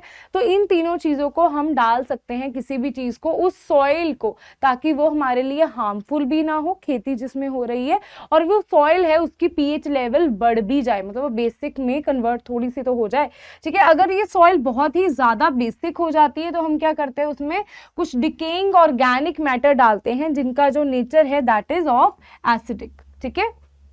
इनकी नेचर क्या होती है, एसिडिक होती है। तो हम डिकेइंग ऑर्गेनिक मैटर को डालते हैं, जो चीजें डिके हो चुकी हैं, बायोडिग्रेडेबल सब्सटेंसेस डिके हो चुके हैं, तो उनको हम निकालते हैं, मैन्योर बोल सकते हो उस चीज को, उसको हम यूज करते हैं, okay. Next is pH change and survival of animals. PH change and survival of animals, मतलब हमारी बॉडी जो है कहता बहुत बढ़िया काम करती है, किसमें, 7 to 7.8 पीएच के बीच बीच में बॉडी बढ़िया काम करती है। कोई भी, मतलब हमारी बॉडी के कोई एलिमेंट्स वगैरह नहीं आते, हमारी बॉडी की पीएच रेंज बिल्कुल सही रहती है। अगर हम, ये तो हमारी बात होगी, ये तो हमारी ह्यूमंस की बॉडी की बात होगी। अगर हम बात करें एक्वेटिक एनिमल्स की, एक्वेटिक एनिमल्स की बात कर रहे हो, वो पानी में रहते हैं। देखो जो रेन आती है वही सी में जाती है, वही एक्वेटिक लाइफ को मतलब एक्वेटिक लाइफ के पास वही चीज होती है जो रेन के थ्रू आती है, ठीक है। तो अगर रेन ही एसिडिक हो जाएगी तो काम खराब हो जाएगा। रेन कैसे एसिडिक होगी, बहुत ज्यादा पॉल्यूटेंट्स आ जाएंगे, वाटर वेपर्स के साथ रिएक्ट करेंगे, रेन एसिडिक हो जाएगी। और उसी एसिडिक रेन की जो पीएच है इज अबाउट 5.6, वही एसिडिक रेन जो है एक्वेटिक लाइफ के लिए बहुत ही ज्यादा डेंजरस हो जाती है, एक्वेटिक प्लांट्स के लिए, एक्वेटिक एनिमल्स के लिए बहुत ही ज़्यादा हार्मफुल हो जाती है। So calcium carbonate is often added to acidic lake, जो लेक है जो रेन वाटर की वजह से एसिडिक हो चुका है, उसमें calcium carbonate as a base use किया जाता है ताकि हम उसको न्यूट्रलाइज कर सके। कर क्या रहे हैं यहाँ पे, हम एसिड के बीच में बेस डाल रहे हैं, बेस के बीच में एसिड डाल रहे हैं, बेसिकली हमारा हो क्या रहा है, न्यूट्रलाइजेशन रिएक्शन है, चाहे हमारी बॉडी में हो चाहे एक्वेटिक लाइफ में हो, हर जगह पे हमने क्या करना है, चीज़ों को न्यूट्रलाइज कर देना है, ठीक है, ना ही ज़्यादा नेगेटिव रहना है ना ही ज़्यादा पॉजिटिव रहना है। The atmosphere of the plant Venus, तो कहता अगर प्लैनेट, सॉरी प्लांट बोल दिया, प्लैनेट वीनस जो है उसका एटमॉस्फेयर क्या है, thick white and yellowish clouds of sulphuric acid. उसके वीनस के एटमॉस्फेयर में आप जिंदा रह सकते हो, नहीं रह सकते, आप जा भी नहीं सकते, क्योंकि वहां पे क्लाउड्स किस चीज के बने होते हैं, सल्फ्यूरिक एसिड के। ऐसे thick white and yellowish clouds of sulphuric acids are formed in Venus atmosphere, उसके एटमॉस्फेयर में ये चीज होती है। Next is self defence by plants and animals. Self defence कैसे होता है इनका, तो देखो जो हनी बी है वो क्या करेगी, एसिडिक लिक्विड आपकी स्किन में डाल देगी, इंजेस्ट कर देगी, ठीक है। जब आपको अगर वो काटेगी तो हनी बी क्या करेगी, एसिडिक लिक्विड इंजेस्ट कर देगी। उसके लिए हम क्या करते हैं, बेकिंग सोडा को यूज कर लेते हैं, ठीक है, बेकिंग सोडा मतलब एक बेस को यूज कर लेंगे।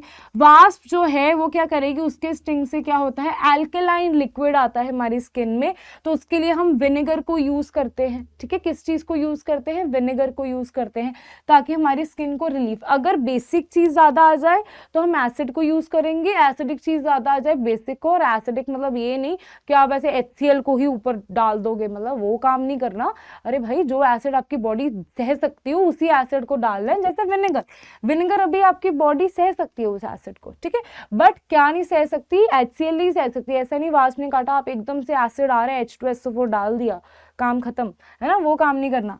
एंड आंट स्टिंग, जो आंट का स्टिंग है वो क्या करता है, मिथेनोइक एसिड जो है वो रिलीज करता है हमारी बॉडी में, तो वो बंदा क्या करता है, वो किसी बेस को यूज कर लेगा। किस चीज को यूज करेगा, व्हाट शुड बी अप्लाइड, किस चीज को यूज करना चाहिए, किसी बेस का यूज होना चाहिए। और बेस कैसा, जैसे कि बेकिंग सोडा या मिल्क ऑफ मैग्नीशिया, ऐसा कोई बेस आप यूज कर सकते हो। ओके, नेक्स्ट देखते हैं, इसके बाद आता है the stinging hair of nettle leaves. ये हम अभी प्लांट की बात कर रहे हैं भाई, एक प्लांट है जो क्या करेगा, बहुत ही ज्यादा आपकी, अगर आप उसको टच करोगे तो आपकी बॉडी में मिथेनोइक एसिड जो है वो रिलीज कर देगा। क्या रिलीज कर देगा, मिथेनोइक एसिड रिलीज कर देगा आपकी बॉडी में। तो इस एसिड से रिलीफ पाने के लिए हमें बेस चाहिए होगा, पर भगवान ने हमें क्या दिया हुआ है, ये हमारी जो एनवायरनमेंट है उसने क्या बनाया हुआ है कि अगर आपने प्लांट को यूज कर दिया, वो प्लांट यूज कर दिया मतलब प्लांट को आपने हाथ लगाया और मिथेनोइक एसिड आपकी स्किन में चला गया, कि आप किसी जंगल में हो, तो वहां पे क्या होगा, अगर नेटल प्लांट होगा ना, उसके साथ में ही कौन सा प्लांट होगा, डॉग प्लांट होगा, जो क्या होगा, एक बेस की तरह एक्ट करता है। Dog plant remedy for nettle leaf sting to rub sting area of the surface with the leaf of dog plant. अगर आपने नेटल प्लांट को हाथ लगा लिया, ये कुदरत का करिश्मा है, जहां पे नेटल प्लांट होगा उसके साथ ही डॉग प्लांट भी उग जाता है, और हम उस डॉग प्लांट के लीफ को उसी जगह पे क्या कर देते हैं, रब कर देते हैं, क्योंकि डॉग प्लांट में क्या होता है, एक बेस होता है, इस वजह से हमें क्या होता है, रिलीफ मिल जाता है। Okay, so guys that's all about what acid, basis and salts. अभी ये चैप्टर पूरा का पूरा खत्म हो चुका है।